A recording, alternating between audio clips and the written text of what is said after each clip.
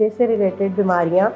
अब जो हमारे पास पेशेंट्स आते हैं वो बहुत सारी मैदे की अलामात के साथ आते हैं, या बहुत ज़्यादा जलन होती है, सीने की नाली में जलन हो रही होती है। अब इनकी बहुत सारी वजूहात हैं, कुछ रिस्क फैक्टर्स होते हैं और कुछ कॉजेज़ होती हैं। रिस्क फैक्टर्स में जो है हमारे पास जंक फूड, आजकल हमारा बहुत ज़्यादा ट्रेंड है कि हम स्पाइसी खाने खाते हैं। लेकिन अगर आपको बार बार वही रिफ्लक्स हो रहा है, या आपको दर्द हो रहा है हल्का हल्का, या आपको जलन बार बार हो रही है, लाइक रिकरेंस ऑफ। अस्सलाम वालेकुम, my name is doctor Hafsa Farooq. I'm practicing as senior registrar in Services Hospital Lahore, and I'm also practicing in Doctors Hospital Gulshan Ravi Lahore. तो आज का जो हमारा टॉपिक ऑफ डिस्कशन है वो है मैदे से रिलेटेड बीमारियाँ।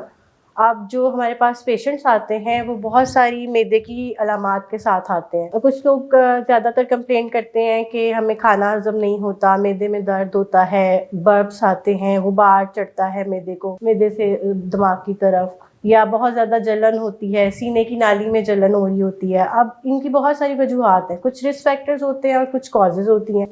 रिस्क फैक्टर्स में जो है हमारे पास जंक फूड, आजकल हमारा बहुत ज़्यादा ट्रेंड है कि हम स्पाइसी खाने खाते हैं। जंक फूड स्पेशली जो हॉस्टलाइट्स और वर्किंग लोग होते हैं उनको टाइम नहीं मिलता कि वो घर से लंच लेके आएँ या वो घर जाके खाना खाएँ, तो वो आउटसाइड ही खाना ले रहे होते हैं।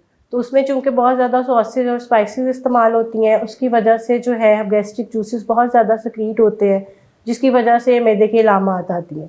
इसके अलावा स्मोकिंग और कुछ टाइप ए पर्सनैलिटी होती है, जो लोग छोटी छोटी बातों पे एंग्शियस हो जाते हैं, एंग्जाइटी होती है, उसकी वजह से जो है उनको एसिड रिलीज ज़्यादा होता है और वो इन अलामात के साथ आते हैं। और सबसे कॉमन वजह जो आजकल हमारे यहाँ आती है वो होती है एच पाइलोराई, जो जरासीम होता है हेलिकोबैक्टर पाइलोराई के नाम से, वो मैदे के अंदर होता है। जाहिर है वो भी बाहर के खानों की वजह से आपके मैदे में चला जाता है और वो मैदे में डिफरेंट तरह की अलामात ज़ाहिर करता है। अगर वो पुराना हो जाए तो गैस्ट्रिक अल्सर, खून की उल्टी, काले पखाने, या बहुत ज़्यादा दायमी मैदे के दर्द की वजह से मरीज़ जो है ना वो हमारे पास आते हैं। अब इसके लिए हमारे पास बहुत मुख्तलिफ तरह के टेस्ट होते हैं। हम डायग्नोसिस कैसे बनाते हैं? हम हिस्ट्री बेसिस पे पेशेंट से कुछ सवालात करते हैं कि आपके खाने पीने की क्या रूटीन है, आप खाना खाने के कितनी देर बाद लेट जाते हैं, या आपकी पर्सनैलिटी किस तरह की है, आपके स्लीप साइकिल कैसा है, और उसके बाद फिर हम कुछ टेस्ट करवाते हैं अपने एच पाइलोराई को कंफर्म करने के लिए। अब इसमें जो है टेस्ट डिफरेंट तरह के और डिफरेंट प्राइसेस के हैं, जिस तरह पेशेंट प्रेफर करना चाहिए। जो सबसे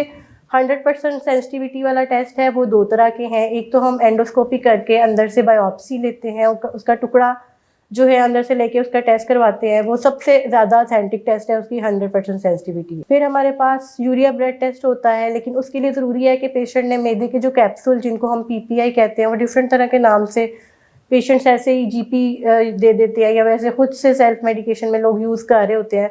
2 वीक्स तक वो नहीं लेने चाहिए, वरना फॉल्स पॉजिटिव या फॉल्स नेगेटिव टेस्ट आ जाते। फिर कुछ टेस्ट जो रिलेटिवली कम प्राइस के हैं नॉन अफोर्डिंग पेशेंट्स के लिए, उसमें हम स्टूल फॉर एंटीजन कर लेते हैं और उस पर 72% सेंसिटिविटी है। फिर IgG सीरम लेवल्स में हम कराते हैं हेलिकोबैक्टर पाइलोराई के, उसकी जो सेंसिटिविटी है वो 68 to 62% तक होती है। लेकिन सबसे ऑथेंटिक टेस्ट अगर कोई डॉक्टर आपको एडवाइस करे और अगर आप अफोर्डिंग भी हैं तो do go for endoscopy and biopsy. फिर कुछ हदायत हम इन पेशेंट्स को देते हैं कि आपने किस तरह से अपनी लाइफस्टाइल मॉडिफिकेशन करनी है। एक तो ऑब्वियसली आपने बाहर के खानों से परहेज करना है, कोशिश करें घर से लंच लेके जाएं, घर का खाना साफ़ सुथरा खाएं, कम मिर्च वाला खाएं, काली मिर्च और नमक के साथ खा लें, सिर्फ मिर्च का इस्तेमाल कम करें। अपना जो है वो लाइफस्टाइल मॉडिफिकेशन में अपने माइंड को इस तरह से बिजी रखें कि आपकी जो एंग्जाइटी और स्ट्रेस है वो रिड्यूस हो। फिर आपने खाने और लेटने के दरमियान वक्फा 2 घंटे का रखना है, और जब आप लेटें तो आप जो है, जिसको हम कहते हैं गैस्ट्रोएसोफेजियल रिफ्लक्स डिजीज़, उसको प्रिवेंट करने के लिए अपना जो हेड एंड है ना वो एलिवेट रखना है। एलिवेट इस तरह से नहीं करना कि आपने सर के नीचे 2 तकिए रखे हैं, उससे सिर्फ आपकी नेक साइड होल्डिंग ऊंची होगी। आपने बेसिकली अपने स्टमक को नीचे की तरफ रखना है, तो आपने जो है अपना बेड के जो नीचे वाले पाए होते हैं उनके 2 ईंटें दे लें, या फिर आजकल मेडिकेटेड बेड्स मिलते हैं जिनकी हेड एंड एलिवेशन हो जाती है। अच्छा, जब हमारे पास पेशेंट्स मैदे के मसलों के साथ आते हैं तो अक्सर उनका सवालात होते हैं कि डॉक्टर साहब कब आना चाहिए आपके पास। तो घर में अगर आपको थोड़ी बहुत जलन होगी, मतलब जिस तरह से आपको पता है कि आज आपने बाहर से स्पाइसी खाना खाया था और उसके बाद से आपको थोड़ी बहुत जलन हो रही है, तो उसके लिए तो यही है कि आप अगर घर में कोई PPI आप पहले से लेते हैं या आपको कभी किसी डॉक्टर ने प्रिस्क्राइब किया था, आप ले सकते हैं। आप 15-20 मिनट की वॉक करें और 2 घंटे के वक्फे के बाद लेटें, पानी का इस्तेमाल ज़्यादा करें और लेटते हुए सर का हिस्सा जो है, सर वाला हिस्सा ऊंचा रखें, तो आपके जो है ना वो बचाव हो सकता है। लेकिन अगर आपको बार बार वही रिफ्लक्स हो रहा है या आपको दर्द हो रहा है हल्का हल्का या आपको जलन बार बार हो रही है, लाइक रिकरेंस ऑफ सिम्टम्स हो रहा है, तो फिर आपको चाहिए कि आप प्रॉपर अपना टेस्ट करवाएं। ज़रूरी नहीं है कि ये आपको स्पाइसी फूड की वजह से ही हुआ हो सकता है कि इसके कोई और रिस्क फैक्टर्स हो। अगर आप स्मोकर हैं तो आप स्मोकिंग, जो स्मोकर्स होते हैं वो एकदम से क्विट नहीं कर सकते क्योंकि उनको कॉन्स्टिपेशन और दूसरे इश्यूज हो सकते हैं, तो आप ग्रेजुअली उसको टेपर ऑफ करें, आहिस्ता आहिस्ता एक एक सिगरेट करके कम करें, अपने रिस्क फैक्टर्स को प्रिवेंट करें। अगर आपकी पर्सनैलिटी स्ट्रेस रिलेटेड है या आप खाली पेट बहुत ज़्यादा रह रहे हैं, आपके लिए खाना भी बहुत ज़रूरी है क्योंकि जितना स्टमक खाली होएगा आपकी उतने ज़्यादा एसिड सिक्रीशन के चांसेस बहुत ज़्यादा है।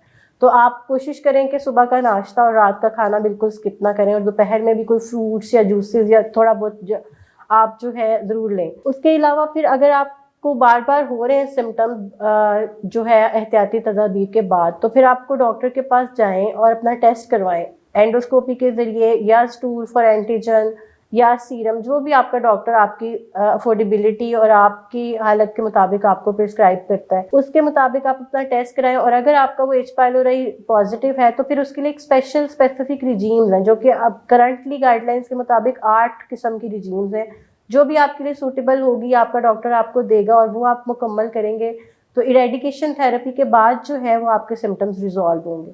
उस सूरत में सिर्फ एहतियाती तदाबीर से काम आपका नहीं होगा। फिर आपको ये है कि आपके जो मैदे की ये सारी अलामात हैं उसके लिए किस तरह से बचाव करना चाहिए, वो जैसे थोड़ा सा हमने पहले बता दिया कि खाने और लेट, कुछ लोगों को हम कहते हैं खाने और लेटने के दरमियान, तो वो खाने और सोने के दरमियान 2 घंटे का वक्फा रखते हैं। हालांकि हमारी कहने की मुराद यही होती है खाने और लेटने के दरमियान 2 घंटे का वक्फा होना चाहिए ताकि आपका जो स्टमक एम्प्टी टाइम है वो पूरा हो जाए और आपका खाना स्टमक में पड़ा ना रहे, क्योंकि जब आप लेटते हैं तो आपका जो गैस्ट्रोएसोफेजियल स्फिंक्टर है वो खुल जाता है और खाना रिफ्लक्स बैक करता है, जिसकी वजह से जो है ना आपको जलन और जो है तेजाबियत के अलामात होती हैं। और कुछ लोग पेशेंट्स जो है ना वो कफ के साथ भी आते हैं, उनकी कफ की कोई सिम्टम नहीं होती, उनको कोई फीवर बलगम कुछ नहीं होता, वो कहते हैं डॉक्टर साहब खांसी नहीं जा रही। उसकी वजह भी यही होती है कि जब आपका एसिड रिफ्लक्स बैक करता है और जाके आपके लेरेंजियल ऑपरेटर्स को जाके टच करता है तो उससे आपको स्टिमुलेशन से कफ होती है। तो बहुत सारे कफ के मरीजों को अगर हम उसका गैस्ट्रोएसोफेजियल रिफ्लक्स डिजीज या उसकी जो एसिड पेप्टिक डिजीज है उसको ट्रीट कर दे तो उनकी कफ खुद ब खुद ट्रीट हो जाती है। तो इसलिए जो है अगर आपको इस तरह से ड्राई कफ है और आपको कोई जो है सांस की मुतल्लिक कोई अलामात नहीं मिल रही हैं तो भी अपने डॉक्टर के पास जाएं और स्टमक के लिए अगर आपको वो ट्रीट करते हैं तो आपकी वो कफ बेहतर हो सकती है। फिर आप सोते हुए जो है वो सर वाला हिस्सा ऊंचा रखें और सिर्फ आपने जो है वो तकिए लेके सर वाला हिस्सा ऊंचा नहीं करना। आपका मकसद है कि आप स्टमक को नीचे की तरफ और अपनी खुराक की नाली को ऊपर की तरफ रखें ताकि आपका जितना भी खाना है वो नीचे की तरफ जाए। उसके लिए स्पेशल मेडिकेटेड बेड्स भी मिलते हैं और आप अपने बेड के जो हेड एंड है उसके नीचे जो है वो ईंटें वगैरह दे के घर में अगर आप करना चाहें तो इस तरह से आप जो है वो हेड एंड एलिवेशन कर सकते हैं। फिर जो है आप खाना वगैरह जो है सैलड का इस्तेमाल ज़्यादा करें, स्पाइसी चीज़ें ना लें, सुर्ख मिर्च का इस्तेमाल कम करें, जंक फूड्स ना लें, स्मोकिंग और जितने ये स्मोक्ड आइटम्स और फूड हैं वो आप बंद करें तो आपकी वो जो मैदे की अलामात हैं वो बेहतर हो सकती है।